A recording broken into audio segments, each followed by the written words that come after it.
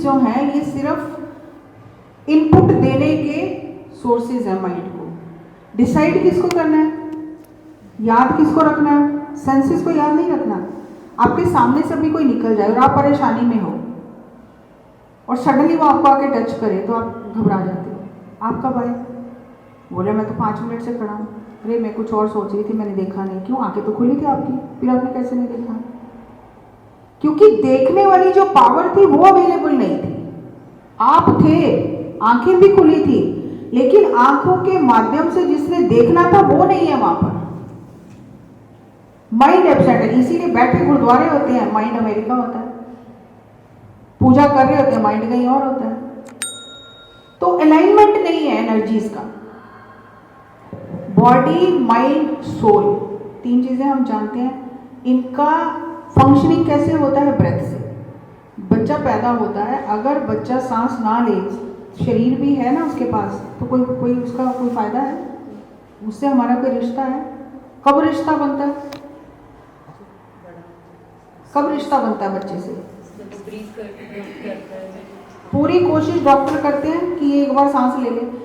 Breath लेते ही पूरा function activate हो जाता है, पूरा इनर सिस्टम एक्टिवेट हो जाता है जब वो बच्चा पहली सांस लेता है। तो वो ब्रेथ की जो एनर्जी है उससे ये पूरा सिस्टम चलता है। और जैसे ही ब्रेथ चला गया, सोल भी चली गई, बॉडी पड़ी है, खत्म। तो वो जो ब्रेथ एनर्जी से हमारा जीवन शुरू हुआ है और जिस ब्रेथ एनर्जी से हमारा जीवन खत्म होगा, उसके बीच में चल किससे रहा है? उसी एनर्जी से बीच में भी चल रहा है ना। अगर आपके पास कोई बहुत हाई क्वालिटी मर्सिडीज या बेंज है और आपकी गाड़ी खराब हो जाती है, तो आप मारुति के शोरूम में जाओगे या जो मोहल्ले में होते हैं उसमें जाओगे ठीक कराने? कहाँ जाओगे? उसी शोरूम में जाओगे ना गाड़ी देने। तो ये गाड़ी किस शोरूम से आई है? नेचर ने दिया है ना ये। और ब्रेथ किसको चला रहा है? तो ये खराब होती है तो हम बाहर डॉक्टरों के पास जाते हैं। जाना कहाँ चाहिए? उस सोर्स पे जाना चाहिए ठीक करने के लिए, जिस वर्कशॉप से निकली है। तो किस वर्कशॉप से निकली है? ब्रेथ से चला है ना सब कुछ। तो ब्रेथ के पास ही जाना चाहिए ना फिर ठीक करने के लिए भी, क्योंकि बाकी तो खराब कर देंगे। तो वही हम कर रहे हैं। हमें पता ही नहीं है कि हम कितने पावरफुल हैं और ये एनर्जी सिस्टम क्या है, ये चलता कैसे, हमें ये पता ही। मैनुअल पढ़ा ही नहीं हमने। कोई भी आप डिवाइस घर में लेके आते हो तो मैनुअल पढ़ते हो ना, डूज एंड डू नॉट्स पढ़ते हो। ये यूनिवर्स का सबसे हाईली सोफिस्टिकेटेड डिवाइस है, इसका मैनुअल नहीं पता, तो ऐसे ही धक्कम पेल चल रहा है। तो ये हालत सोसाइटी की हो गई है। पहले गुरुकुल सिस्टम होता था जहाँ ये सारी चीज़ें समझाई जाती थी। एक एक बच्चे का क्या, अभी आप सब टीचर्स हो, वात पित्त कफ सारा उसका देखे जाता था, उस हिसाब से उसके खाना भी उस हिसाब से उसको गाइड किया जाता था। अब जिसकी पित्त प्रवृत्ति है, हीट है जिसकी बॉडी में, उसे आप सारा खाना हीट वाला दे रहे हो तो वो भड़केगा कि शांत होगा? तो हमें पता ही नहीं। घर के 4 लोग हैं, सबको एक जैसा ही खाना मिलेगा। हमें पता ही नहीं कि इस बच्चे का ऑलरेडी एग्रेशन है, ऑलरेडी पित्त प्रवृत्ति है, इसको ऐसी चीज़ देनी चाहिए जिससे इसके अंदर शांति आए। तो हमें पता ही नहीं, हमें खुद ही नहीं समझ। जिसकी कफ प्रवृत्ति है उसको अलग तरह की चीज़ें खाने के लिए देनी चाहिए। जिसकी वात प्रकृति है, वायु दोष है, उसको जिन चीज़ों से गैस बनती है, जिन चीज़ों से वो चीज़ चाहिए उसको कम देनी चाहिए वो। लेकिन हम तो एक तरह का खाना बनाते हैं और हम सबके ऊपर थोप देते हैं कि यही खाना पड़ेगा। और फिर जो उनमें चेंजेस आते हैं, फिर हम कहते हैं कि ये बच्चे तो कहना मानते नहीं हैं, ये तो बड़े गुस्सैल हैं, ये तो बड़े ये हैं। आज अभी खाना आप वो मूंग दाल के लड्डू खाओ तो चटनी में गार्लिक है, हर चीज़ में कहीं ना कहीं से गार्लिक ही है। जितने चाट मसाले, जितने ये सब मसाले ड्राई, जितने किचन किंग मसाले, जितने भी मसाले आप यूज़ करो, हर किसी में गार्लिक पाउडर है। अब वो जो गार्लिक है वो हीट प्रोड्यूस करता है। अब जब आप दिन रात उसको कंज्यूम कर रहे हो तो बॉडी में जो हीट जनरेट हो रहा है वो कहाँ निकलेगा? वो एक दूसरे से लड़के निकलेगा, बिना बात पे गुस्सा आएगा, क्योंकि वो बॉडी नहीं ले पा रही है उस चीज़ को, लेकिन हमें समझ नहीं है और हम बस आंखें बंद करके भाग रहे हैं कि किसी ने कह दिया बहुत अच्छा खाना चाहिए तो दिन रात खाओ। अगर आपको कोई तकलीफ है और डॉक्टर आपको कहता है कि 3 दिन ये दवाई खानी है, ये तो नहीं कहता ना कि बुखार है तो सारी ज़िंदगी दवाई लेनी पड़ेगी, ये अच्छी है तो इसलिए सारी ज़िंदगी खानी है। एक डोज दी जाती है, डोज के हिसाब से। लेकिन ये हो गया कि गार्लिक खाना अच्छा है तो सारी ज़िंदगी खाओ, क्या बीमारी है वो भी नहीं पता, खाना चाहिए नहीं खाना चाहिए वो भी नहीं पता, प्रिकॉशनरी शुरू कर दिया दिन रात खाना, हर सब्जी में डालो, हर चीज़ में डालो। तो फिर ऐसी सोसाइटी देख लो जो आप देख रहे हो, क्योंकि समझ ही नहीं है। सो हमें एनर्जी सिस्टम का अगर समझ हो ना, एनर्जी की हमें अपनी समझ हो, हम दूसरों की एनर्जी समझ सकते हैं, फिर उस हिसाब से उनसे चलेंगे तो सब हारमोनी रहेगी रहेगी। ना हमें अपना पता ना दूसरे का पता, तो हारमोनी कहाँ से आएगी, डिसहारमोनी रहेगी। तो सबसे पहले हमें ये साइंस समझना है, एनर्जी साइंस। और ये आपका ऐसा नहीं है कि स्टूडेंट्स के साथ बात करने के लिए जरूरी है, खुद को जानने के लिए, फैमिली में रहने के लिए, सोसाइटी में रहने के लिए, हर जगह ये एनर्जी साइंस पूरा लाइफ आपके काम आएगा। एक प्रिंसिपल है, इसमें लिखा नहीं, मैं वहाँ से शुरू करती हूँ। ये यूनिवर्स का एक प्रिंसिपल है, where the attention goes energy flows and you create that experience in your life. पूरी जिंदगी ये फॉर्मूला हमारे साथ रहता है, where the attention goes energy flows and you create that experience in your life. जब भी आपकी लाइफ में कुछ चीज़ें सही नहीं चल रही हैं तो टेक अ पॉज, मेरा अटेंशन कहाँ है, क्योंकि where the attention goes energy flows and you create that experience. तो अगर आपका अटेंशन ही नेगेटिव है तो एनर्जी कहाँ लगी है, नेगेटिव जगह में, तो क्रिएशन क्या होगा, फिर हम कहते हैं मेरी तो किस्मत ही खराब है। हम रिस्पॉन्सिबिलिटी लेते नहीं है कि मेरी अटेंशन गलत जगह लगी हुई है, क्या गलत हो रहा है सोसाइटी में, उसके घर में क्या गलत हो रहा है, उसके अंदर क्या क्या कमियां हैं। मेरी अटेंशन तो वो ढूंढने में लगी है, तो I am attracting the same thing, क्योंकि वो एनर्जी उस तरफ फ्लो कर रही है और फिर वही चीज़ मेरी लाइफ में क्रिएट हो रही है और मुझे इस चीज़ का पता नहीं है और मैं दोष दे रही हूँ सबको, उसकी वजह से ये है, उसकी वजह से ये है। ये नहीं पता जो है मेरी वजह से, किसी की वजह से कुछ नहीं। अगर कहाँ भी हमें कोई परेशानी आती है किसी भी जगह पर, मान लो किसी स्टूडेंट के साथ में आप कर रहे हो, वो स्टूडेंट आपकी रिस्पेक्ट नहीं करता, सुनता नहीं है, क्लास में डिस्टर्ब करता है, परेशान कर रहा है वो आपको, तो आप उस पर बात करने से पहले देखो मेरी अटेंशन कहाँ है, क्योंकि आप उसमें कमियां ही देख रहे हो, वो बढ़ता जा रहा है। आप अगर उसमें अच्छाई देखनी शुरू करोगे, अटेंशन चेंज करोगे, एनर्जी आपकी सही जगह लगेगी, एक्सपीरियंस चेंज हो जाएगा। हमें समझ है, हमें लगता है इसको सुधारना है तो इसको 10 बातें सुनानी पड़ेंगी पहले, तो हमारी अटेंशन गलत है, हमारी एनर्जी गलत जगह लगी है, तो फिर वो क्रिएशन गलत हो गया। जब जब आप रिस्पॉन्सिबिलिटी लेके स्टेप बैक करके देखोगे ये चीज़ गलत हो रही है, तो मेरी अटेंशन कहाँ है, मेरी एनर्जी कहाँ है, तो आपको वहाँ से हटाना आ जाएगा, फोकस चेंज करना आ जाएगा। और जैसे जैसे फोकस चेंज करोगे एक्सपीरियंस चेंज हो जाएगा। अभी ये है रिकॉर्डिंग हो रही है, अगर फोकस नहीं है सही प्रोजेक्टर का, हर चीज़ ब्लर दिखेगी, तो क्या करना है, फोकस चेंज करना है। फोकस चेंज किया तो वही प्रोजेक्टर है, वही सब कुछ है, लेकिन फोकस चेंज करने से पिक्चर क्लैरिटी आ गई। तो अपना फोकस चेंज करने के लिए आपको बार बार ये दिन में 10 बार क्रॉस चेक करना है, मेरी अटेंशन कहाँ लगी है, मेरी एनर्जी, क्या मैं दूसरों में कमियाँ देख रही हूँ, हस्बैंड में, सास में, बच्चों में, स्टूडेंट्स में, तो आप भी तो गलत चीज़ें क्रिएट कर रहे हो, क्योंकि यू आर पावरफुल, आपका हर थॉट हर वर्ड पावर रखता है। तो अगर वो पावर ही गलत जगह लगी हुई है, डिस्ट्रक्शन में लगी है, तो कंस्ट्रक्शन हो नहीं सकता ना। तो यूनिवर्स का ये प्रिंसिपल है, where the attention goes energy flows, इसमें लिखा नहीं है, बट कभी भी जिंदगी में कहीं भी कुछ हो रहा है, स्टेप बैक करो, आंखें बंद करो, मेरा अटेंशन और एनर्जी कहाँ लगा। जिस पौधे को पानी दोगे वही पौधा बड़ा होगा, चाहे कैक्टस को पानी दो, चाहे गुलाब के फूल को पानी दो, आपकी इच्छा है, चाहे नफरत को पानी दो, चाहे प्यार को पानी दो। जिस चीज को पानी दोगे, जो जिंदगी में चाहिए आपको, उस पौधे को पानी दो, जो नहीं चाहिए उधर से ध्यान हटाना। शांति चाहिए लेकिन घर में अशांति है, तो अशांति की बातें करोगे तो कभी शांति नहीं आएगी, वो वर्ड ही नहीं बोलना। अपना अटेंशन और एनर्जी कहाँ लगानी है, मेरे चारों तरफ शांति है, मेरे परिवार में शांति है, क्योंकि वो चाहिए ना आपको। वो क्रिएट करना शुरू करो। लेकिन हमें क्योंकि साइंस ऑफ क्रिएशन पता नहीं है, जो नहीं चाहिए सारा दिन उसी के बारे में बात करेंगे और वही और बढ़ता जाएगा। तो ये जो हम सब एनर्जी बीइंग्स हैं, अब मैं बोल रही हूँ तो किससे बोल रही हूँ? एनर्जी से बोल रही हूँ। जब हम बीमार हो जाते हैं, जब हमारी हेल्थ डाउन होती है, तो हम पैर उठा के बाहर वॉशरूम तक जाने की हिम्मत नहीं होती। क्यों? क्योंकि एनर्जी डाउन हो गई है।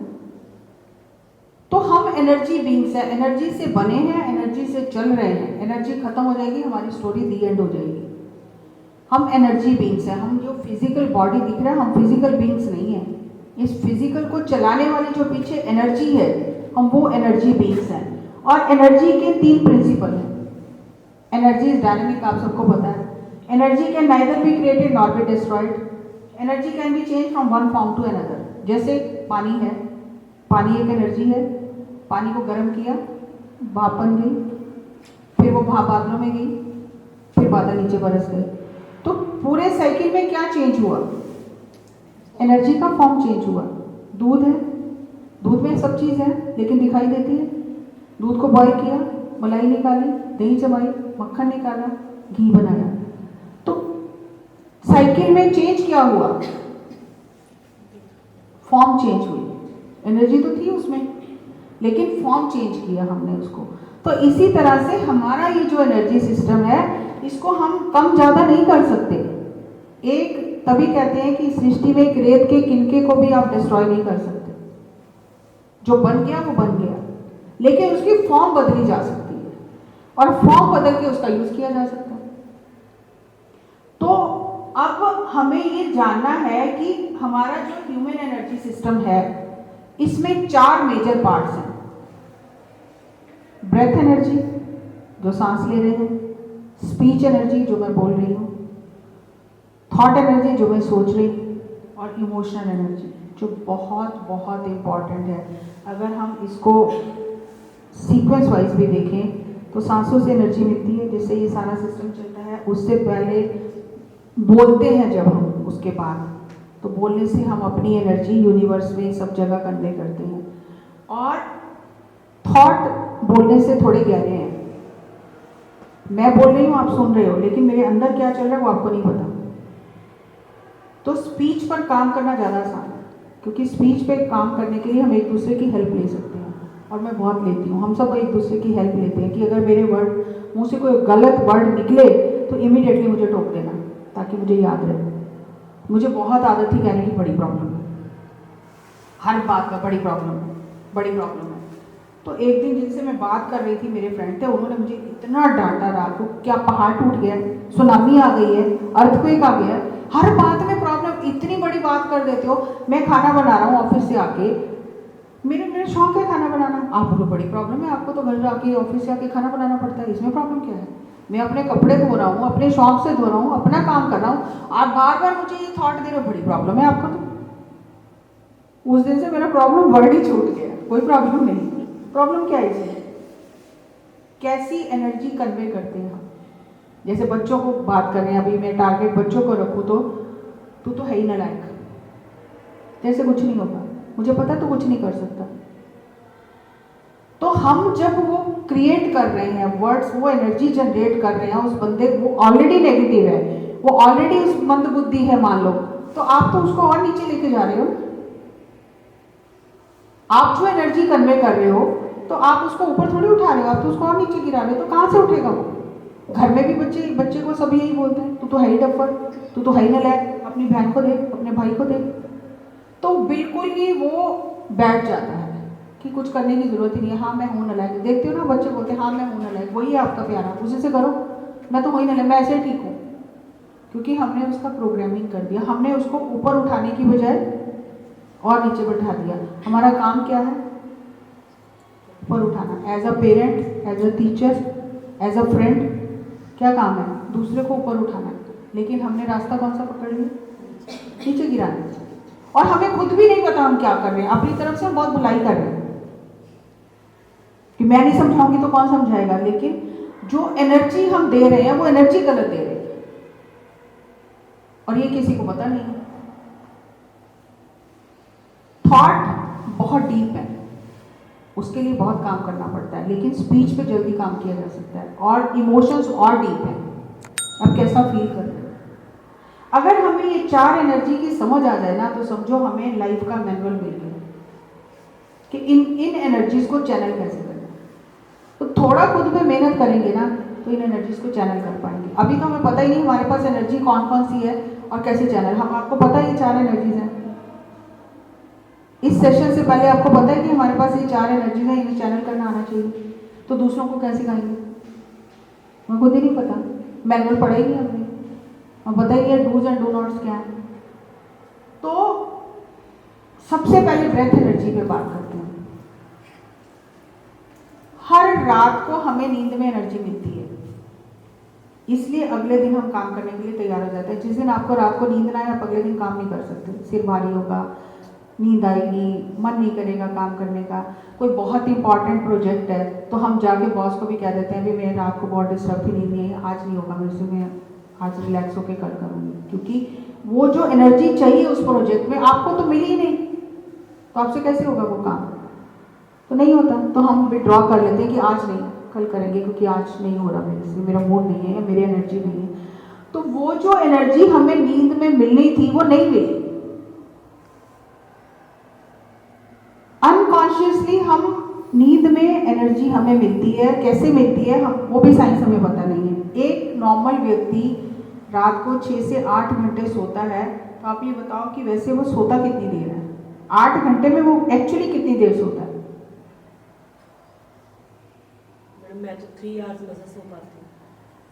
आप 4 to 5 hours। आप फटाफट बोलो, वो घड़ी देख रहे हैं, हमें सेशन क्लोज करना है।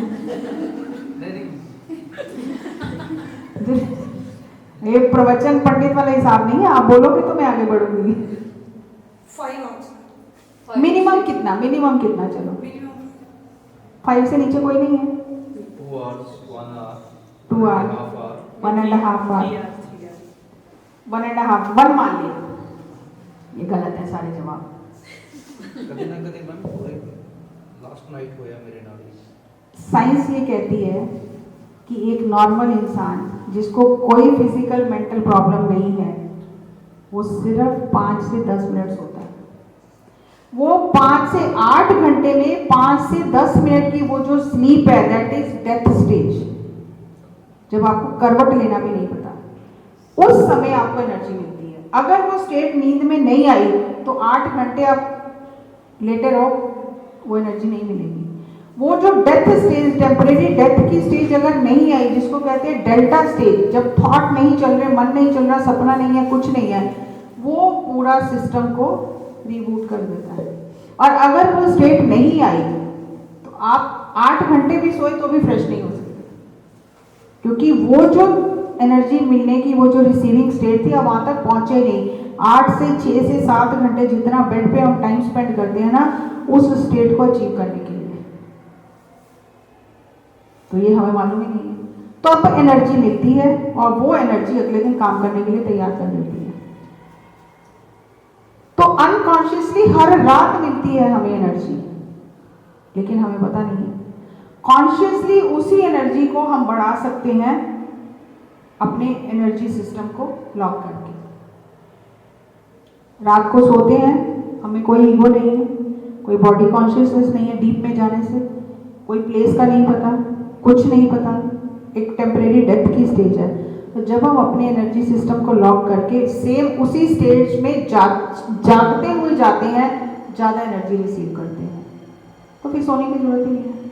आपने सबने सुना ना, लक्ष्मण 14 साल नहीं सोए। कैसे नहीं सोए? क्योंकि वो जो नींद की रिक्वायरमेंट थी, वो जो एनर्जी मिलनी थी, योग निद्रा से पूरी कर ली। दिन में योग निद्रा कर ली, रात को योग निद्रा कर ली, उससे पूरा हो गया। जागते हुए एनर्जी रिसीव कर ली, तो सोने की जरूरत ही नहीं है। तो ये जो एनर्जी सिस्टम है, इसकी एनर्जी को बढ़ाया जा सकता है उसी स्टेट में पहुंच के, जागते हुए भी, जिसे कॉन्शियस स्लीप कहते हैं। Meditation is conscious sleep, sleep is unconscious meditation.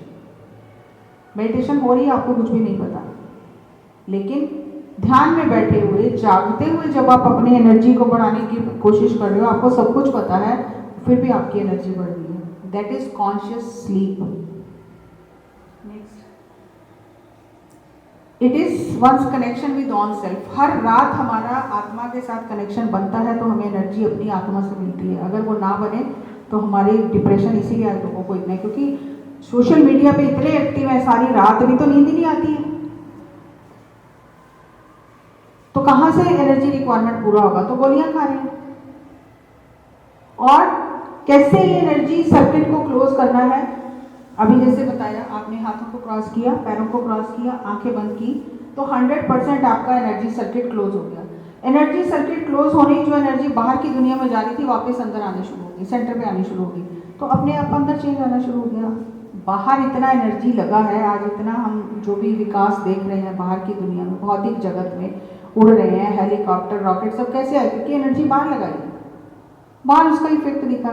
जो योगी हैं उन्होंने एनर्जी अंदर लगाई, अंदर इफेक्ट देख लिया, ब्रह्मज्ञानी बन गए, ब्रह्म ऋषि बन गए, गुरु बन गए, क्योंकि वो एनर्जी वही है, चाहे बाहर लगा लो चाहे अंदर लगा लो। जिसने बाहर लगाई उसने बाहर सक्सेस पाई, जिसने अंदर लगाई उसने अंदर सक्सेस पाई। तो बाहर की सक्सेस तो यही रह जानी है, अंदर की तो साथ जानी है। तो जब हम अपने एनर्जी सिस्टम को लॉक करते हैं और थोड़ा टाइम खुद के साथ स्पेंड करते हैं तो हमारा एनर्जी अलाइनमेंट हो जाता है। आप गाड़ी चलाते हो तो उसका अलाइनमेंट चेक कराते हैं ना, लेकिन इस गाड़ी का कभी अलाइनमेंट चेक कराया? उस गाड़ी का पोल्यूशन चेक कराते हैं, इसका कभी कराया? तो पोल्यूटेड गाड़ी लेके भाग रहे हैं हम। इधर उधर से जो हम सुनते हैं, जो हम खाते हैं, जो हम देखते हैं, हमारे 5 सेंसेस सब वायरस अंदर लेके जा रहे हैं, तो वो क्लीन करना नहीं आता। अब सिस्टम में वायरस आता है, जब तक वो सिस्टम को फॉर्मेट नहीं करेंगे, क्लीन नहीं करेंगे, कैसे चलेगा? नहीं चलेगा ना। इस सिस्टम में भी बहुत वायरस आ जाता है, इसको क्लीन करना नहीं आता, तो उसको क्लीन करने का है कि आप तीनों लॉक लगा दो। तो ये आपका कंट्रोल ऑल्ट डिलीट का बटन हो गया। तो जब आप तीनों लॉक लगा के अपने ब्रेथ को ऑब्जर्व करोगे, अननेसेसरी इंफॉर्मेशन ऑटोमेटिकली डिलीट हो जाएगी, आपको कुछ नहीं करना। तो वायरस हर दिन साथ के साथ क्लीन होता रहेगा, क्योंकि आपके पास बटन है। जिस भी मोटर को, पंखे को चलाया जाएगा, उसको बंद करने का बटन भी तो वही है ना। बंद करने का बटन अलग है, वो चलाने का अलग, ऐसा नहीं है ना। एक ही बटन से बंद होता है, एक ही बटन से चलता है। तो आपने उस एनर्जी को जब चैनल किया, इनर वर्ल्ड में चैनल किया, वही ब्रेथ एनर्जी बाहर काम कर रही थी, उसी ब्रेथ एनर्जी ने अंदर आपका बाहर का बटन बंद किया, अंदर का चालू किया। तो आपको अपने आप से अंदर से चीजें समझ में आने लगती हैं। जब हम अपने अंदर ब्रेथ को ऑब्जर्व करने लगते हैं तो हमारे जो बीमारियां हैं उसका कारण क्या है? हमारे एनर्जी बॉडी में पैचेस क्रिएट हो गए हैं। जैसे ये रेड आप देख रहे हो, और ये गोल गोल सारे थॉट्स हैं। जैसे ही आंखें बंद करते हैं या सारा दिन हम सोचते रहते हैं, तो ये जो ब्लू लाइट है, ये जो कॉस्मिक एनर्जी है, ये थॉट की वजह से हमारे अंदर एंटर नहीं कर सकती। एंटर करने का ये डोर है, जिसे सहस्त्रार, दसम द्वार कहते हैं, ये डोर है। आप देखते हो ना, बच्चा जब होता है ये सॉफ्ट की तरह होता है, यहाँ पे आप उसकी धड़कन भी महसूस कर सकते हो, तो टच नहीं करने देते, क्योंकि वो डोर ओपन है, अभी वो बंद नहीं हुआ। इसीलिए 5 साल तक बच्चों को भगवान का रूप कहा जाता है, वो डोर खुला ही रहता है। जैसे जैसे सोसाइटी की कंडीशनिंग होती है, परिवार की कंडीशनिंग होती है, वो दरवाजा बंद इतना सख्त भी बंद हो जाता है कि वो फिर खुलता नहीं है। फिर वो खुलता है रात को नींद में, उतनी देर खुलता है हम एनर्जी लें और हमारे जीवन चले। वो भी जब हम ज़्यादा डिस्टर्ब कर लेते हैं तो वो भी नहीं खुलता। तो जब वो एनर्जी हमें नहीं मिलती है तो बॉडी में, एनर्जी बॉडी में, ये फिजिकल बॉडी है, इसके अंदर एनर्जी बॉडी है, उसमें एनर्जी पैचेस क्रिएट हो जाते हैं। जैसे घर में ड्रेनेज सिस्टम ब्लॉक हो जाता है, तो ये एनर्जी सिस्टम ब्लॉक हो गया, पैचेस बनने शुरू हो गया। आज किर्लियन फोटोग्राफी ये कहती है कि बॉडी पर बीमारी आने से 6 महीने पहले बॉडी के अंदर बीमारी बननी शुरू होती है, एनर्जी लेवल पे ब्लॉक होना शुरू हो जाता है। अगर किर्लियन फोटोग्राफी से पिक्चर लिया जाए तो आने वाले 6 महीने में कौन से ऑर्गन में क्या बीमारी होने वाली है पहले ही पता लगाया जा सकता है, और उसको एनर्जी बढ़ाकर एनर्जी लेवल पे हील भी किया जा सकता है। फिजिकल बॉडी पे प्रॉब्लम तब आती है जब वो एनर्जी बॉडी पूरा ब्लॉक हो जाती है। तो कोई भी प्रॉब्लम है तो उसको डेवलप होने में 6 महीने का टाइम लगा है अंदर। तब वो फिजिकल बॉडी पे आई है। अब जो बॉडी पे एनर्जी लेवल में गड़बड़ होने से प्रॉब्लम आई है तो वो ठीक कैसे होगी? दवाई से ठीक होगी कि एनर्जी से ठीक होगी? जो लेवल पे एनर्जी लेवल पे प्रॉब्लम आई है वो एनर्जी लेवल पे ही ठीक की जा सकती है। दवाई उसको दबा देगी थोड़ी देर के लिए, दर्द को हील नहीं कर सकती है। कौन सी दवाई की से बीमारियां जा रही हैं, बढ़ रही हैं। इतने हॉस्पिटल बन गए हैं, इतनी सोफिस्टिकेटेड मशीनरी आ गई है, टेस्ट करते हैं बट कुछ आता ही नहीं टेस्ट में। क्यों? बीमारी तो बॉडी पे नहीं है ना, बीमारी तो एनर्जी बॉडी में है। एनर्जी बॉडी का पिक्चर लेंगे तो बीमारी पता चलेगी। तो अगर हम अपने ब्रेथ को महसूस करना शुरू करें, हर दिन अपनी एज के हिसाब से उतनी मिनट आंखें बंद करके बैठेंगे तो हमारे बॉडी का पोल्यूशन भी चेक हो जाएगा, हमारे बॉडी का अलाइनमेंट भी चेक हो जाएगा, हमारी एनर्जी भी बढ़ेगी और एनर्जी ब्लॉक्स भी क्लियर हो जाएंगे। तो बिना दवाई के ठीक हो जाएंगे। मैंने 8 साल इतनी दवाइयाँ खाई हैं, मैं चल भी नहीं सकती थी और मैं आज 12 साल में एक भी गोली नहीं खाई है। जब मुझे ये एनर्जी साइंस समझ में आया तो मैंने अपनी एनर्जी को बढ़ाना शुरू किया और आज मैं चल फिर रही हूँ। जबकि मैं सोच भी नहीं सकती थी कि मैं कहीं ट्रैवल कर सकती हूँ। घर में कहीं जाने का, घूमने का प्रोग्राम होता था, सबसे पहले मेरी ना होती थी, मैं नहीं जाऊँगी, मुझे चला ही नहीं जाता। जाके रोने से अच्छा है कि घर बैठे रहो, खर्चा भी करो और जाओ ही ना। लेकिन जब मुझे ये एनर्जी साइंस समझ में आया तो आज मैं उतना पहले नहीं घूमती थी जितना अब घूम रही हूँ। दिन में कहाँ, रात में कहाँ, अगले दिन कहाँ, क्योंकि एनर्जी लेवल पे हीलिंग समझ में आ गया कि अगर ये साइंस है तो मुझे ये करके देखना है। तो मैंने किया, अपनी एनर्जी को बढ़ाना शुरू किया। पता चला कि मैं गलत सोच रही हूँ, वही थॉट एनर्जी, वो भी गलत है, स्पीच एनर्जी भी गलत है। हर समय यही रोना है मेरा, मैं नहीं चल सकती, मेरे को बहुत दर्द है, मेरे को बहुत दर्द है, मैं नहीं चल सकती, मुझे तो मेरे टेबल पे ही ला दो चाय, मुझे तो मेरे टेबल पे पानी ला दो। तो ऑफिस के सब लोग लंच में घूमने जाते हैं, मैं नहीं जाती हूँ। जो भी मेरे पास आते, चल जैसे नीचे चलते हैं, नहीं यार मुझे बहुत दर्द है। तो दिन में 50 बार तो मेरी दर्द में ही एनर्जी लगाई हुई है, तो दर्द बढ़ रहा है। जब मुझे ये बातें समझ में आई तो मैंने बोला मैं तो अपने पाँव पे खुद कुल्हाड़ी मारी जा रही हूँ। दिन में 50 बार बोल रही हूँ मेरे दर्द है, दर्द है, दर्द है, तो दर्द कोई कम तो कर ही नहीं सकता ना, लेकिन बोलने से बढ़ा रही हूँ मैं। तो मैंने फिर वहाँ जाके जो भी सिखाते थे, जैसे आज मैं आपको बता रही हूँ, मैंने पूछा कि अब दर्द है तो मैं क्या कहूँ, दर्द नहीं है तो वो भी तो गलत है ना। मैं दर्द महसूस कर रही हूँ तो मैं क्या कहूँ, क्यों नहीं, मुझे बिल्कुल दर्द नहीं है, वो भी गलत है। तो क्या कहना चाहिए मुझे? मैं ये कहना बंद कर दूँ कि मुझे दर्द नहीं है, मुझे कोई कहता है चलो, मुझसे नहीं चला जा रहा, मैं क्या कहूँ? कह रहे आपको कहने की जरूरत क्या है? आप पहले दिन मेडिटेशन करने आए और आज आपको 10 दिन हो गए, are you the same person? फर्क है कुछ आप में? मैंने कहा हाँ। सो आप ये कहो कि पहले से बेटर हूँ, थोड़ा और बेटर होने दो। अब दोनों बातों में फर्क है कि नहीं? मुझे बहुत दर्द है, मैं नहीं चल सकती, यार पहले से बेटर हूँ, थोड़ा और बेटर होने दो। एनर्जी शिफ्ट हो गया, where the attention goes energy flows and you create that experience in life. कितनी गहराई है इस बात में। शब्दों का हेर फेर है और जादू हो गया, शब्दों का जादू, स्पीच एनर्जी। फिर जैसे जैसे वो चीज़ करनी शुरू की तो थॉट्स पे काम करना शुरू किया। हाँ, सोच भी गलत रही हूँ, ऊपर से तो सही बोल रही हूँ लेकिन अभी सोच गलत रही हूँ। फिर सोच अगर गलत रही हो तो वो जो कह रही हूँ वो फील नहीं कर रही हूँ अभी, तो धीरे धीरे डीप जाना शुरू किया, उसका रिजल्ट सामने आ गया। तो एनर्जी लेवल पे आप बिना किसी दवाई के खुद को हील कर सकते हो, अपनी एनर्जी को बढ़ा के। तो उसके लिए किसी की परमिशन नहीं लेनी। आपकी जिंदगी है, आपका शरीर है, आपका मन है, आपके श्वास हैं, जब मर्जी यूज करो। तो हॉलिस्टिक एजुकेशन क्या है? Survival program, holistic program, survival program जो हम सब कर रहे हैं कि बच्चों को पढ़ा दिया, ट्रेनिंग दे दी, सर्टिफिकेट दे दिया, अर्निंग मशीन बना दिया और आप जीतो और दूसरों के ऊपर लात रख के निकल जाओ। दूसरा मरे चाहे जी, उससे कोई लेना देना नहीं, आप आगे बढ़ो। ये सिखाते हैं हम, कंपटीशन सिखा देते हैं और फिर सारी जिंदगी वो भागते रहते हैं। लेकिन एक हॉलिस्टिक प्रोग्राम भी है कि लर्निंग एटीट्यूड रखो, कोई बात नहीं, जो भी है सीखेंगे, फेल होंगे तो भी सीखेंगे। जो पत्री जी हैं जिनसे मैंने ये सब सीखा है, उनकी डॉटर 4th स्टैंडर्ड में फेल हो गई और उसने घर आके कहा पापा मैं फेल हो गई। मैंने कहा let us celebrate.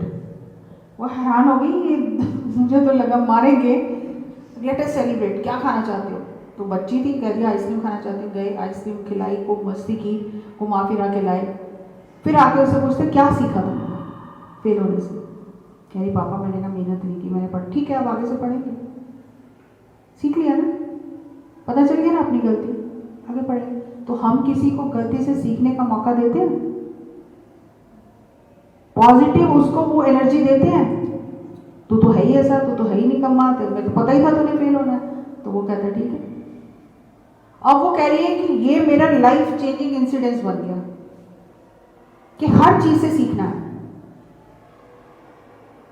Holistic life जीना है, खाली फिजिकल या मेंटल डेवलपमेंट नहीं करना है, अंदर के एनर्जी सिस्टम को भी डेवलप करना है, नए इनसाइट्स, और नया क्या किया जा सकता है, इसको ऐसे नहीं ऐसे करना है, ऐसे नहीं ऐसे करना है, एक बेटर ह्यूमन बीइंग बनाना है हमें कि तुम भी जीतो मैं भी जीतूं, तुम्हारा भी फायदा हो मेरा भी फायदा हो। तो विन विन अप्रोच रखना है, कोऑपरेटिव स्पिरिट देनी है, कंपटीशन स्पिरिट नहीं देनी है। तो वो देना टीचर्स का काम है। पेरेंट्स भी वही सिखा रहे हैं, टीचर्स भी वही सिखा रहे हैं, लेकिन पेरेंट्स को ये पता ही नहीं है कि 5 साल की उम्र तक 95% बच्चे की प्रोग्रामिंग लाइफ के लिए हो चुकी है। 95% प्रोग्रामिंग हो रही है, ये उनको नहीं पता घर पे कि बच्चा हमें देख के सीख रहा है, लेकिन 5% के लिए वो लाखों रुपया खर्चने के लिए तैयार है और एक्सपेक्टेशन है स्कूल से और टीचर से कि मेरे बच्चे को सुधार दो। अब 5% तो आपको जगह ही मिली है, 5% में आप क्या कर लोगे? 95% तो उसको फिर रहना तो घर में ही है ना, जाके फिर वही उसी माहौल में रहना, उसी एनर्जी में रहना। तो 5% में आप क्या कर लोगे? और आपके खुद के अपने इश्यूज हैं, आप ही अलाइंड नहीं हो, तो 5% का क्या रिजल्ट आएगा? कुछ भी नहीं। तो वो 5% इतना पावरफुल है, आपको अपनी पावर का पता नहीं है। वो 5% 95% पे भारी है बच्चे की जिंदगी बदलने के लिए। और हर दिन आप ऐसे एक्सपीरियंस देखते हो, आपने गलती से बच्चे का स्पेलिंग गलत टिक कर दिया, माता पिता माथा फोड़ ले, वो कहेगा मेरी टीचर ने सही किया, आप गलत कह रहे हो, मानेंगे नहीं। अच्छा आप गलत हो। तो वो 95% कंडीशनिंग पे 5% कितना भारी है। और अगर टीचर को पता हो कि मैंने कैसे इसकी एनर्जी को चैनल करना है, तो बच्चे की जिंदगी बन गई। कोई प्राइम मिनिस्टर बनता है, प्रेसिडेंट बनता है, सीएम बनता है, तो क्या सबसे पहले क्या पूछा जाता है? क्या पूछा जाता है? बताओ, आप तो टीचर्स हो, क्या पूछा जाता है? कौन से स्कूल में पढ़े थे, किस टीचर ने पढ़ाया था? कॉलेज नहीं पूछा जाता, क्योंकि फाउंडेशन कहाँ है, कौन टीचर थी। फिर टीचर का इंटरव्यू लिया जाता है, प्रिंसिपल का इंटरव्यू लिया जाता है, जिनको पता भी नहीं था कि ये बच्चा वहां तक पहुंचेगा। कितना असर होता है टीचर का। इसीलिए टीचर को कैंडल कहा जाता है, ज्योति है वो। तो हमें बच्चों को विन विन अप्रोच देना है। और कंपोनेंट ऑफ टीचिंग क्या है? सब्जेक्ट एक्सपर्टीज है आपको, लर्निंग एंड टीचिंग अप्रोचेज आपकी अगर सही हैं,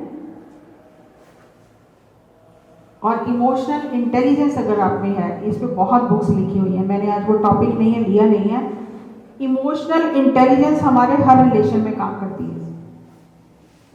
आईक्यू कुदरत ने दिया है, उसको आप बढ़ा नहीं सकते, लेकिन इमोशनल इंटेलिजेंस को बढ़ा सकते हो। तो अगर आपके पास ये तीनों चीजें हैं तो आपका रिजल्ट 100% है। लेकिन इसमें एक भी मिस है, एक्सपर्टीज नहीं है, तो क्या करोगे? आपकी अप्रोच जो है वो सही नहीं है, कि सिर्फ आप बच्चों को सिखा नहीं रहे हो, उनसे सीख भी रहे हो। जितना आप पढ़ाते हो उतना आप डेवलप होते हो, सीखते हो उतना। जितना मैं सेशंस लेती हूँ उतना मेरा डेवलपमेंट होता है। 2 वे ट्रैफिक है ये। और इमोशनली इंटेलिजेंस, कि इमोशंस के साथ में जुड़ना, अगले की भावनाओं को समझना और उस हिसाब से उससे बात करना। तो आप जो चाहो वो बच्चों से करा सकते हो, चाहे घर में हो चाहे बाहर हो, किसी से भी, किसी भी रिलेशन में। अगर आपको इमोशनल इंटेलिजेंस है, आप जो चाहो वो करा सकते हो। तो स्टार्ट क्वेश्चनिंग योरसेल्फ कि आज अगर मुझे किसी ने ऐसा कहा तो मुझे बुरा लग रहा है, मैं किसी को कहूंगी तो उसे भी बुरा लगेगा, चाहे उम्र में वो मुझसे छोटा है। अगर 2 लोगों के सामने आपकी कोई इंसल्ट कर देता है घर में, या हस्बैंड ही कर दे, वाइफ ही कर दे, सास ही कर दे, तो सारा दिन कितना खराब जाता है। और वही बात आप किसी स्टूडेंट के साथ आके कर रहे हो, 50 लोगों के स्टूडेंट्स के बीच में उसे आप डिमोटिवेट कर रहे हो, उसे गलत बातें बोल रहे हो, तो नालायक है, तो ऐसा है, उस पर क्या असर होगा? स्टार्ट क्वेश्चनिंग योरसेल्फ कि अगर मुझे बुरा लगता है तो दूसरे को भी बुरा लगता है, और कैसे मेरा बिहेवियर पॉजिटिवली और नेगेटिवली दूसरों को इफेक्ट करता है। क्योंकि आपको करता है ना दूसरों का, तो आप समझ सकते हो कि मेरा भी दूसरों को करता है। तो ये चीज समझ में आ गई तो आपके बात करने का लहजा बदल जाएगा कि नहीं, मुझे किसी को हर्ट नहीं करना, मुझे हमेशा ऐसे वर्ड यूज करने हैं कि जिससे अगला बंदा अपलिफ्ट हो, नीचे ना जाए। ठीक है, उसने गलती की है, अपलिफ्ट हो, वो नीचे ना गिरे, वो तो गिरा ही हुआ है, ऊपर से आप उसको और लात मार रहे हो, तो अच्छा कर रहे हो कि बुरा कर रहे हो? लेकिन आपके वर्ड्स ने उसे अगर उठा दिया, उसके अंदर वो कॉन्फिडेंस जगा दिया, कुछ भी कर सकते हैं।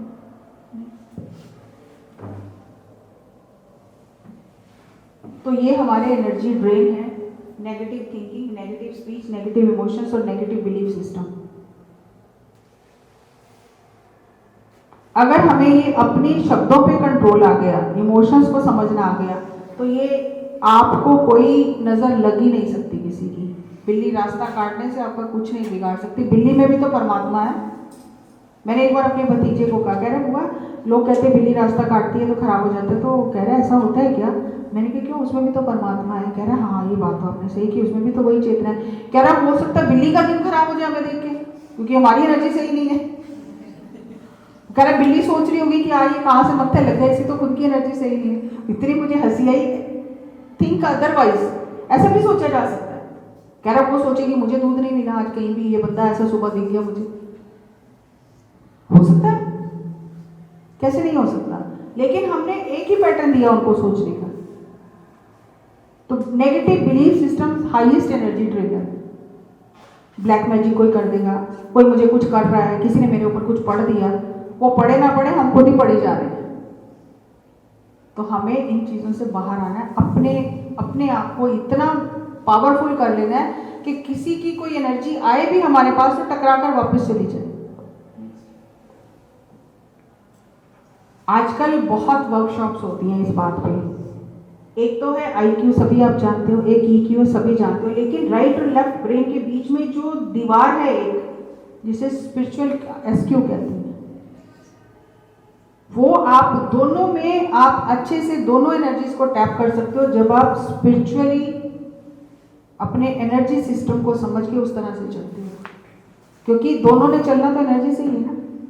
तो जैसे जैसे आप काम रहना शुरू करते हो, रिलैक्स रहना शुरू करते हो, अपनी वर्ड की एनर्जी को, स्पीच की एनर्जी को, थॉट की एनर्जी को, इमोशनल एनर्जी को चैनल करते हो ब्रेथ के साथ में, तो आपका SQ बढ़ जाता है।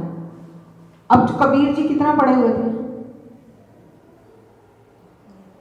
जितने संत हुए कितना पढ़े हुए थे, रविदास कितना पढ़े थे, लेकिन उनका क्या था?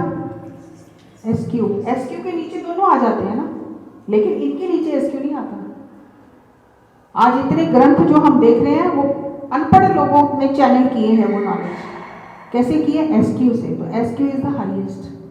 तो अगर बच्चों को बचपन से ही वो SQ कैसे डेवलप करना है, खुद को शांत कैसे रखना है, वो बता दिया, तो EQ IQ नहीं भी होने से पता चल जाता है। ऐसे ऐसे स्टूडेंट्स हैं, ऐसे ऐसे सेशन जब लिए तो वो पढ़ते, ऐसा नहीं पढ़ते, क्वेश्चन पेपर पहले ही कुछ समय पहले जब लगता है कि पेपर का तैयारी हो गया, ध्यान करते हैं, मेडिटेशन करते हैं, खुद को रिलैक्स करते हैं, तो क्वेश्चन पेपर सामने आ जाता है, उतने क्वेश्चन पढ़ के चले जाते हैं, पास हो जाते हैं।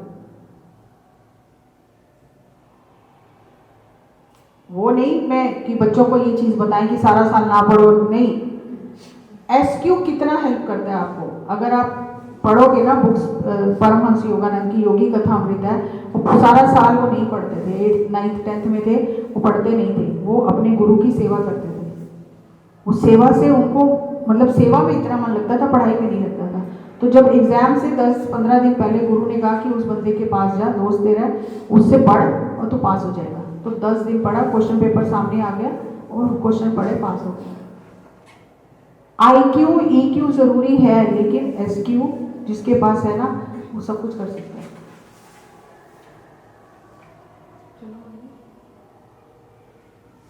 खाली माइंड को ट्रेन करना ये इनकम्प्लीट एजुकेशन है, जब तक हार्ट जो है वो ना जुड़े। क्योंकि आज बच्चे इमोशनली टीचर पेरेंट के साथ क्यों अटैच नहीं है, क्योंकि वो शुरू से ही मिसिंग है पार्ट वो, क्योंकि पेरेंट्स वर्किंग है, टाइम नहीं है उनके पास। तो इमोशन, जो इमोशनल एस्पेक्ट है बच्चों का, उससे कनेक्ट ही नहीं हो पाते, ना टीचर्स ना पेरेंट्स। टाइम नहीं है, टीचर के पास तो 50 बच्चे हैं, घर में माँ बाप के पास 1 या 2 बच्चे हैं, तो उनको ही टाइम नहीं है बच्चों के लिए। और पेरेंट्स एक्सपेक्ट करते हैं कि टीचर 50 बच्चों के साथ कनेक्ट रहे, तो कैसे टीचर के घर में भी बच्चे हैं। तो इसलिए अगर हम ट्रेनिंग सिर्फ माइंड की दे रहे हैं तो ऐसी सोसाइटी ही मिलेगी।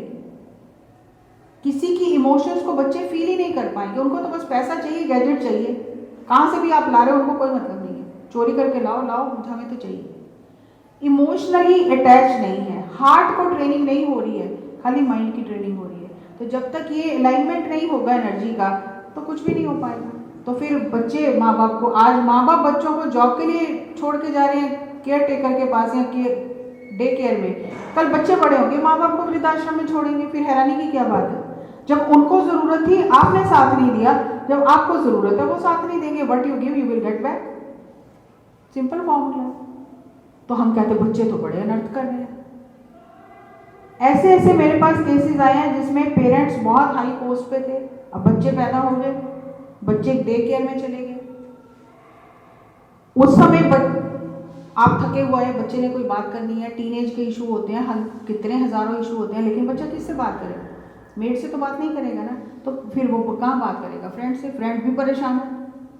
तो आपके पास बच्चा अगर आता भी है बात करने, आप कहते चुप कर, मेरा सिर दर्द बहुत हो रहा है, मेरे को नहीं फालतू की गल्ला सुनी जाती, तो बच्चे ने वो चैनल क्लोज कर दिया, आपसे बात करना बंद कर दिया, इमोशनली अटैच ही नहीं हुआ आपसे। आप अपने कैरियर में आप सीढ़ियाँ चढ़ते गए, पैसा कमा लिया आपने, सब कुछ कमा लिया, लेकिन बच्चा तो छूट गया ना आपके हाथ से। आज वही बच्चा, ना उसका फैमिली सक्सेसफुल हुआ, ना उसकी शादी सक्सेस, क्योंकि वो तो इनकम्प्लीट मैन है ना, इमोशन सही नहीं उसमें। तो आप चाहते हो कि शादी हो जाएगी तो अगली आके सुधारेगी, तो वो भी तो वैसी ही है जैसे आप हो, तो आप उम्मीद करते हो कि वो अपने आप आके सुधार देगी। अब वो डाइवोर्स हो गया, वो बेटा छोड़ के चली गई वाइफ, बच्चे, वो जो लड़का, बच्चा थोड़ी, अब वो 40-45 साल का है और वो एडिक्टेड हो गया। अब मदर उसको सुबह वहाँ छोड़ के आती है, रिट्रीट, कहाँ वो रिहैबिलिटेट सेंटर में, और शाम को लेके आती है। वो जो काम बचपन में करना था, अब 45 साल के बच्चे की आपको ये जिम्मेदारी निभानी पड़े और आप अपनी ओल्ड एज में, तो कैसा होता है? तो मेरे पास काउंसलिंग के लिए मैंने कहा कि पहले तो आप बताओ आपने क्या किया था बचपन में, तो कहती ये किया था, but you give you will get back. वो उस समय नहीं किया, अब करना पड़ गया, तो फायदा क्या हो? फैमिली भी खत्म हो गई, बच्चे की जिंदगी भी खत्म हो गई, अपनी भी जिंदगी खत्म ही है। कोई मजे की जिंदगी थोड़ी है ये कि आप बच्चे को छोड़ के आ रहे हो, लेके आ रहे हो छोटे बच्चे की तरह, और उसको होश नहीं है, और फिर आप चाहते हो कि मेडिटेशन करके ये ठीक हो जाए, उसे तो होश ही नहीं है अपनी, तो मेडिटेशन क्या करेगा? तो कोई जादू की छड़ी नहीं है कि आप किसी का एनर्जी सिस्टम पट से चेंज कर दोगे, नहीं। जैसे हर दिन ये शरीर डेवलप होता है ना खाना खाने से, हर दिन स्पिरिचुअल प्रैक्टिसेस से हमारी सोल और माइंड डेवलप होता है, तो वो हमारे एजुकेशन सिस्टम का इम्पॉर्टेंट पार्ट होना चाहिए होलिस्टिक लाइफ जीने के लिए। नहीं तो पैसा कमाना सिखा देंगे और कुछ नहीं सिखा पाएंगे। अगर आपने हर दिन 5 मिनट, स्कूल में ये नियम बना लिया कि 5 मिनट बच्चों को रिलैक्स होना सिखाना है, अपनी एनर्जी को चैनल करना सिखाना है, और आपने साथ में बैठ के क्लास में आके बच्चों के साथ 5 मिनट ध्यान करके, चैनल करके, फिर आपने पढ़ाना शुरू किया, आपकी और बच्चों की एक इमोशनल ट्यूनिंग हो जाएगी, एनर्जी लेवल पे अलाइनमेंट हो जाएगा। आप बताने की स्थिति में हो जाओगे, वो सुनने की स्थिति में हो जाएंगे। नहीं तो उनके बैकग्राउंड में जो म्यूजिक चल रहा है पेरेंट्स का, वही बजता रहेगा। आपकी बात, आपके घर में कोई प्रॉब्लम हुई है, आपको घर में कोई बीमार है, फिर भी आपको स्कूल आना पड़ा, आपका पढ़ाने में मन लगेगा? आधे अधूरे मन से आप पढ़ाओगे, वो भी परेशान है, आधे अधूरे मन से वो सुनेगा, तो क्या होगा? कुछ भी नहीं होगा। लेकिन जब आप अलाइन करते हो अपने आप को, आप भी प्रेजेंट मोमेंट में आ जाते हो कि ठीक है अभी मुझे पढ़ाना है, तो वो आप जो बोल रहे हो वो उसके दिल तक जाएगा, तो वो समझेगा। और सबसे बेस्ट है कि जब बच्चे को आप पढ़ा रहे हो उसको बोलो कि आप ऐसे बैठो, अगर लिखना नहीं है, खाली देखना है ब्लैक बोर्ड को, सुनना है टीचर को, तो क्रॉस करके बैठो, ताकि आपका 20% एनर्जी इधर से हो, 80% डायरेक्टली टीचर की बात सुनने में, टीचर से आई कांटेक्ट करो। तो जो आप बोलोगे सीधा उसके अंदर उतरेगा। ऐसे हज़ारों एग्जाम्पल हैं जहाँ पे जिन बच्चों को ये एनर्जी सही समझ में आया उन्होंने ये क्लासरूम में अप्लाई किया, और जहाँ एवरेज स्टूडेंट थे वो टॉप करने लग गए, क्योंकि एनर्जी चैनल करना है। नॉर्मली क्या होता है, टीचर उधर लिख रही है, बच्चे एक दूसरे को पेन कॉपी पेंसिल पैर मारा, ये मारा वो मारा, तो क्या हो रहा है, स्कैटर्ड एनर्जीज है ना।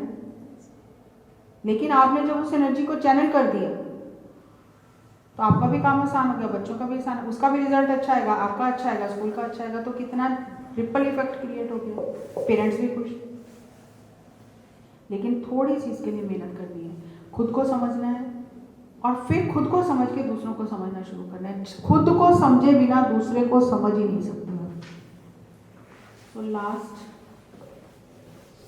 it is not what you are or how you are outside, but what you fill yourself with that helps you to fly.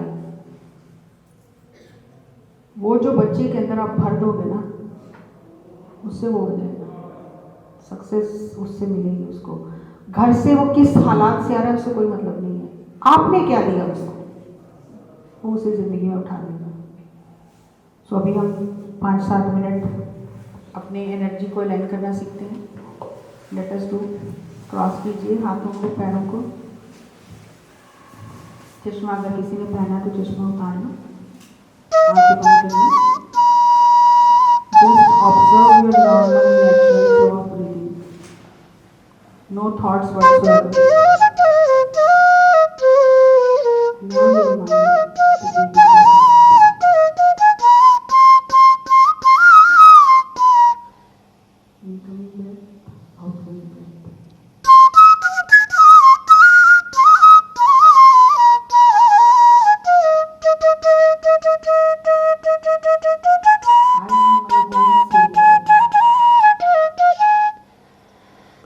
I have the power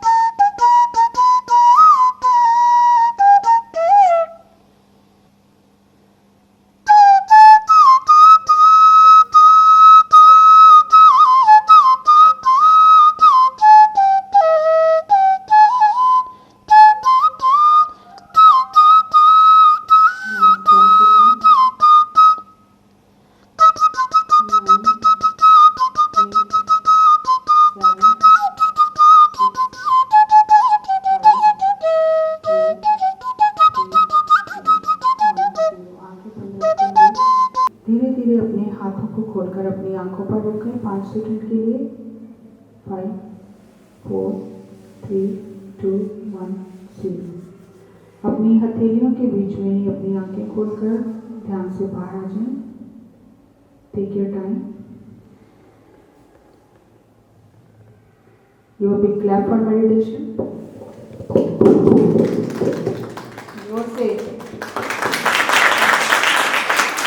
thank you. जब भी तो एनर्जी वापस body में channel हो जाती है। तो ये टेक्निक है आंखें खोलने की। तो कैसा लगा? बहुत बढ़िया। एक टाइम में उतनी देर बैठना जितनी हमारी उम्र है, उसको कुछ नहीं करना, म्यूजिक लगा के उसको बोलो म्यूजिक सुन। 5 साल से शुरू करना चाहिए। 5 साल 5 मिनट, 6 साल 6 मिनट, जैसे जैसे उम्र बढ़ती है उतना प्रेशर और ये सब चीज़ें, जिम्मेदारियाँ, थॉट बढ़ते हैं, तो उतना देर चाहिए सिस्टम को क्लीन होने के लिए।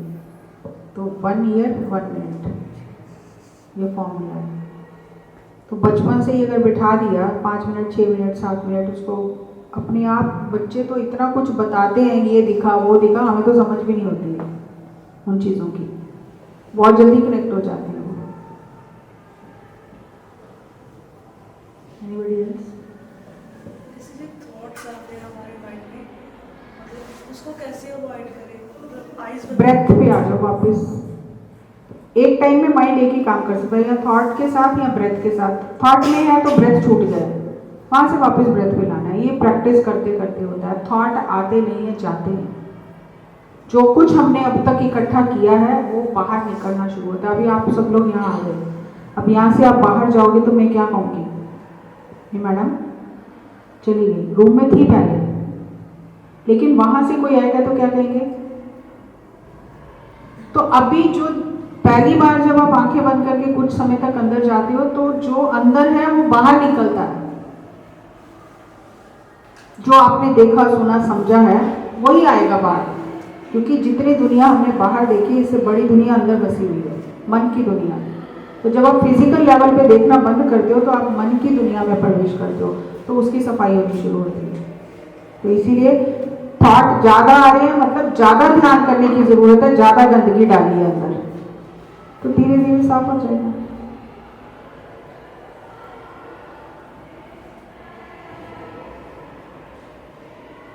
Why we feel pressure on the head, on the forehead while we are meditating?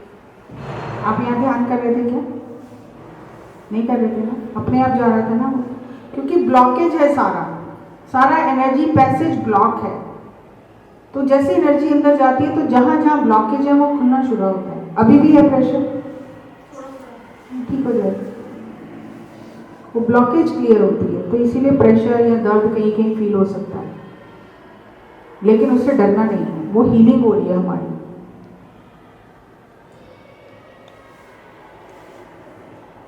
और कोई? बॉडी में सर्कुलेशन चल रही थी कि कहाँ पे घूम रही है, जैसे पूरी बॉडी मुझे लगता था कि मूव हो रही है। वो ये भी एक्सपीरियंस है। 7 एक्सपीरियंसेस होते हैं। पहला, बॉडी बहुत हल्की हो जाती है, इतनी हल्की कि है ही नहीं। दूसरा, इतनी भारी हो जाती है कि पूरा फैल गई है, बहुत भारी हो जाती है। तीसरा, डिफरेंट डिफरेंट कलर्स दिखाई देते हैं, किसी को दिखाई दिए? 4th, घूमने का, ऊपर से नहीं घूम रहे हो, आत्मा नाच रही है, क्योंकि आपने पहली बार उसे कुछ खाने के लिए दिया है भूखी को, तो वो नाचने लगती है। 5th एक्सपीरियंस होता है कि टेल बोन में बहुत पेन होता है, किसी को हुआ? या किसी पार्ट में जहाँ पे ऑलरेडी कोई प्रॉब्लम है या होने वाली है, वहाँ पे पेन होना शुरू हो जाता है। बहुत पेन होता है, इतना पेन होता है अनबियरेबल होने लग जाता है, क्योंकि वो आपके घर में नाली बंद हो जाती है, तो प्रेशर से आप उसको निकालते हो ना। सेम सिस्टम है, जहाँ पे ब्लॉकेज है वहाँ पे एनर्जी प्रेशर देके रास्ता बनाने की कोशिश करती है। तो आपको वैसे तो समझ नहीं आता, लेकिन पेन होने से, स्टिफनेस होने से आपको समझ में आता है। कितने हुए? 6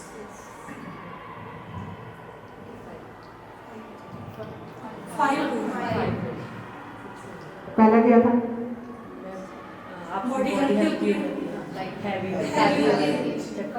कलर या फोरहेड है, सब नहीं, वो घूमते हैं Circulation. और फिर पेन।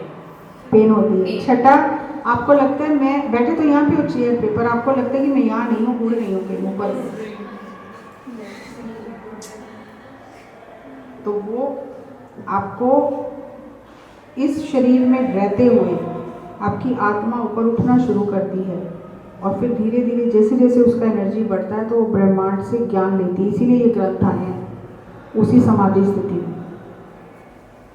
और सातवां एक्सपीरियंस ये है कि आपको फिर वो चीज़ें दिखाई देनी शुरू होती हैं जो आपने ना कभी सुनी है ना सोची है। आपका ये थर्ड आई एक्टिवेट, जो आपने बोला ना यहाँ पे प्रेशर ये बंद है ना, तो वो एक्टिवेशन शुरू होता है।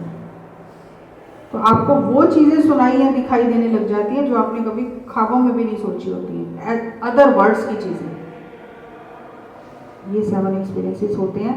इसके अलावा और भी होते हैं, खुशबू आना, गले में खराश होना, ठंडा लगना, गर्म लगना, एकदम से पसीना आ जाना, एकदम से प्यास लगना, वो सारा क्लीनिंग प्रोसेस। तो जैसे जैसे आप करोगे तो आपको ये सब चीज़ें समझ में आएंगी। और मैं कोशिश करूँगी, मैं आज इस बार भूल गई, पंजाबी पढ़ लेते हो सर? तो आज जाऊँगी मैं तो इनको दूंगी बुक्स पंजाबी के, ध्यान क्या है, क्यों करना चाहिए, ध्यान में क्या एक्सपीरियंस होते हैं, वो सारे बुक्स में आप रख देंगे यहाँ पर। आप लाइब्रेरी में जाओ, पढ़ो, ताकि अब मैं तो अभी एक सेशन लेके चली जाऊँगी, बहुत सारी चीज़ें आपको बाद में लगेगा ऐसा हो रहा है वैसा हो रहा है, तो आपको वो सब आंसर उसमें मिल जाएगा। मैं जिम्मे साडा शेड्यूल बहुत बिजी है, ਅਸੀਂ ਕਿੰਨਾ ਟਾਈਮ ਮੈਡੀਟੇਸ਼ਨ ਕਰ ਸਕਦੇ ਹਾਂ? ਤੁਹਾਡੀ ਉਮਰ ਕਿੰਨੀ ਹੈ? 32। वो तो मस्ट है, वो ज़्यादा कितना भी कर सकते हैं। मैम एक ही टाइम में करना चाहिए, वी कैन डिवाइड लाइक ਤੁਹਾਨੂੰ ਭੁੱਖ ਲੱਗੀ ਹੈ, ਤੁਸੀਂ ਖਾਣਾ ਖਾਣਾ, ਇੱਕ ਵਾਰੀ ਖਾਣਾ 10 ਵਾਰੀ ਬੈਠ ਕੇ ਖਾਣਾ। कभी भी खा लेते हैं भूख। देखो अगर 24 घंटे ਵਿੱਚ ਅਸੀਂ ਅੱਧਾ ਘੰਟਾ ਵੀ ਆਪਣੇ ਵਾਸਤੇ ਨਹੀਂ ਕੱਢ ਸਕਦੇ ਤਾਂ ਫਿਰ ਜ਼ਿੰਦਗੀ ਦਾ ਫਾਇਦਾ ਕੀ ਹੈ? ਅੱਛਾ ਤੁਸੀਂ ਦੱਸੋ ਇਸ ਕਮਰੇ 'ਚ ਕਿੰਨੇ ਬੰਦੇ ਬੈਠੇ ਨੇ? ਫਿੰਗਰ ਪੁਆਇੰਟ ਆਊਟ ਕਰਕੇ ਕਾਊਂਟ ਕਰੋ।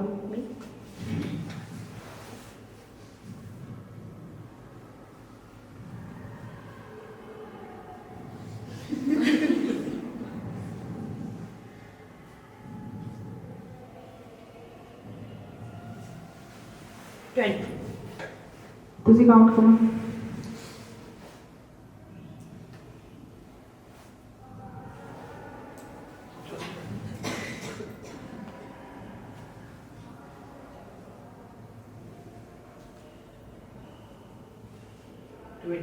ਤੁਸੀਂ ਕਾਊਂਟ ਕਰੋ। 21।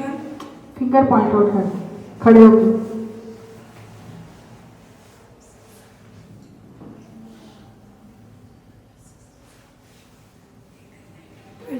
20। ਤੁਸੀਂ ਇੱਕ ਚੀਜ਼ ਨੋਟ ਕੀਤੀ, ਕਿਸੇ ਨੇ ਵੀ ਆਪਣੇ ਆਪ ਨੂੰ ਆਪਣੇ ਤੋਂ ਸ਼ੁਰੂਆਤ ਨਹੀਂ ਕੀਤੀ, ਅਸੀਂ ਲਿਖਾ ਤਾਂ ਐਂਡ पे काउंट किया है, क्योंकि ਅਸੀਂ ਆਪਣੀ ਪ੍ਰਾਇੋਰਟੀ ਖੁਦ ਹਾਂ ਹੀ ਨਹੀਂ। It is a matter of priority. अगर जिस दिन ਤੁਸੀਂ खुद को काउंट करना शुरू ਕੀਤਾ ना, सारी दुनिया बदल जाएगी। फिर सारी दुनिया ਤੁਹਾਡੇ आस-पास घूमेगी, ਜੇ ਤੁਸੀਂ दुनिया के आस-पास घूम रहे हो। Make your self your priority. सब तो पहले है टाइम मेरा, बाकी चीज़ां सब बाद चो। देखना किस तरह सब चीज़ां पिछे चलणगियां। अजे असीं चीज़ां दे पिछे दौड़ रहे हैं ना, तो चीज़ां साडे पिछे दौड़नगियां, क्योंकि तुसीं सेंटर ते खड़े हो गए। तो सर्कल के सेंटर पे बनता कि पेरीफेरी तो बनता? You are the centre of the universe. उत्थे कंपास का रखोगे तो सर्कल बनेगा, तो वो बिगड़ गया फिर सारे सर्कल बिगड़ जाते। Thank you.